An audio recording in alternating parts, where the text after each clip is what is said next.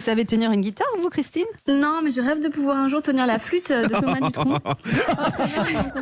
Mais non. C'est bon.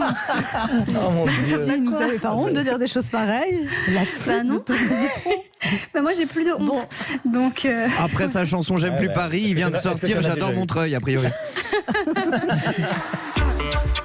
Ben H, pendant le confinement, vous regardez beaucoup les chaînes d'infos? Beaucoup trop, Anne, beaucoup trop. Avec l'épidémie là qui ravage le monde entier, je regarde surtout les débats, vous savez, de spécialistes à la télé. Enfin, de spécialistes. Le problème avec les spécialistes, c'est qu'en ce moment, ils doivent sauver des vies. Donc, ils n'ont pas trop le temps de venir alimenter les éditions spéciales toute la journée.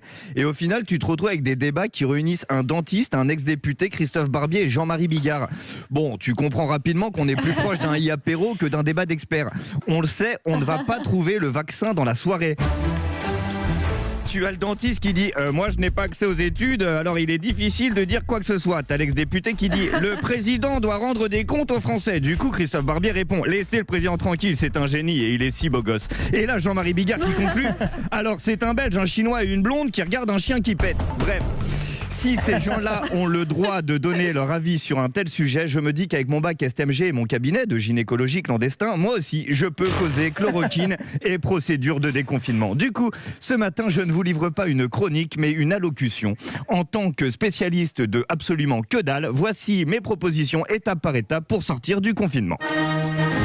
Mes chers compatriotes, en premier lieu, je préconise de me déconfiner moi-même, mais également tous les barman de Paris ainsi que toutes les femmes de ma région âgées entre 25 et 35 ans, à l'exception de ma copine, et ce dans le but de la protéger, bien sûr.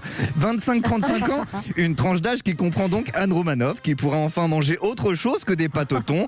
Je le fais autant pour vous, Anne, que pour les thons qui ont du mal à tenir la cadence en termes de reproduction.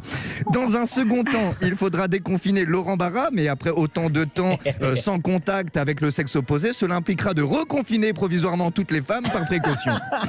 Par la suite, on libère le reste de la population avec dans l'ordre ma copine, puis plus tard l'ex-copain de ma copine et encore plus tard les personnes à risque, type personnes âgées, personnes asthmatiques et personnes que je n'aime pas. Comme mon ex par exemple.